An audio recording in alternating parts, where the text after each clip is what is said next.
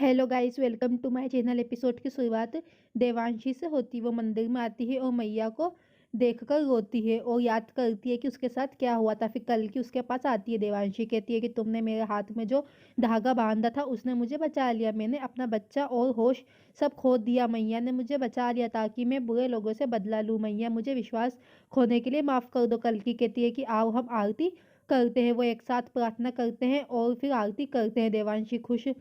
देवांशी खुशी से रोती है। फिर देवांशी को माया का फोन आता है और बोलती है कि मैं तुम्हें चेक देने आ गई थी, लेकिन रास्ते में मेरा एक्सीडेंट हो गया। अब मैं ठीक हो जाऊंगी तो आ जाऊंगी। फिर देवांशी चौंक जाती है और सोचती है कि क्या ये माया है, तो फिर घर पर कौन माया बनकर आई है। फिर माया वहां पे आती है और मुस्कुराती है। कल्कि उसे घूरती है। देवांशी कल्कि को जानने के लिए कहती है। कल्कि जाती है। देवांशी पूछती है कि तुम कौन हो, मुझे पता है कि तुम माया नहीं हो।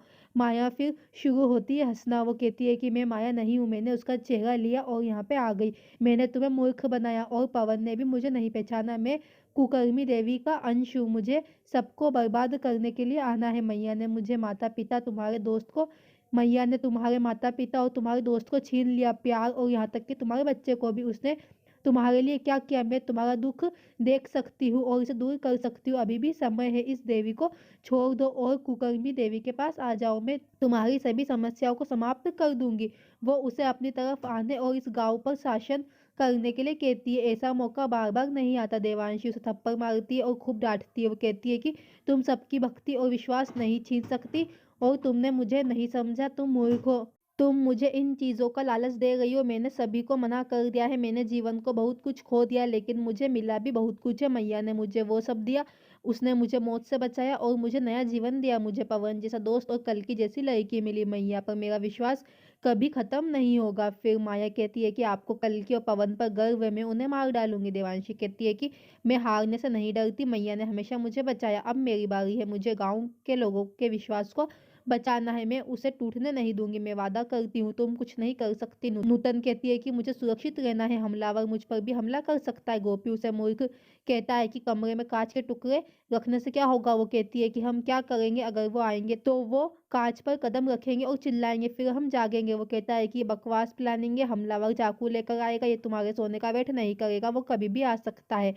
फिर कुसुम कहती है कि पवन को अब तक सच पता चल गया होगा, इससे पहले कि वो सभी को ये बताए। मैं गांव के लोगों को सच बताऊंगी, कल की माता बन जाएगी और मैं राजमाता बन जाऊंगी। मैं फिर से निर्दोष ग्रामीणों को कंट्रोल करूंगी। कल की कहती है कि मैं बहुत खुश हूँ, आपका खोया विश्वास वापस आ गया। देवांशी उसे गले लगा लेती है और कहती है कि मैं हमेशा तुम्हारे साथ हूँ, तुम्हें कोई नुकसान नहीं पहुंचा सकता। माया से मत डरो। कल की कहती है कि वो अच्छी नहीं है, मैं तुम्हें परेशान होते हुए नहीं देख सकती। देवांशी कहती है कि व्यक्ति में अच्छाई और बुराई है। माया की अच्छाई समाप्त हो गई है, हमारी लड़ाई उसकी बुराई से है, उससे नहीं। वो उसे उसकी बात सुनने के लिए फिर कहती है।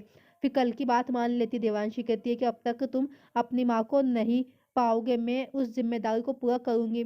तुम सही कह रही थी, मैया मुझे हमेशा बचा गई थी। मैं कुकर्मी देवी की प्लानिंग को काम नहीं करने दूंगी। गोपी नूतन के पास आता है। वो कहता है कि ये बुलेट प्रूफ जैकेट तुम कहाँ से लाई। वो कहती है कि मैं पुलिस से लेकर आई हूँ। फिर देवांशी पवन को कॉल करती है, उसका फ़ोन नहीं लगता है और वो सोचती है कि मुझे उसे पवन को माया के बारे में बताना होगा। वो टेंशन में रहती है और फिर पवन को कॉल करती है, लेकिन कॉल लगता नहीं है। फिर उसका मैसेज आता है कि मैं नेटवर्क से बाहर हूँ और इसलिए मैं कॉल पे बात नहीं कर सकता, मैं पूरा सच पता लगा के वापस लौटूंगा। फिर पवन एक कुर्सी पर बंधा हुआ रहता है।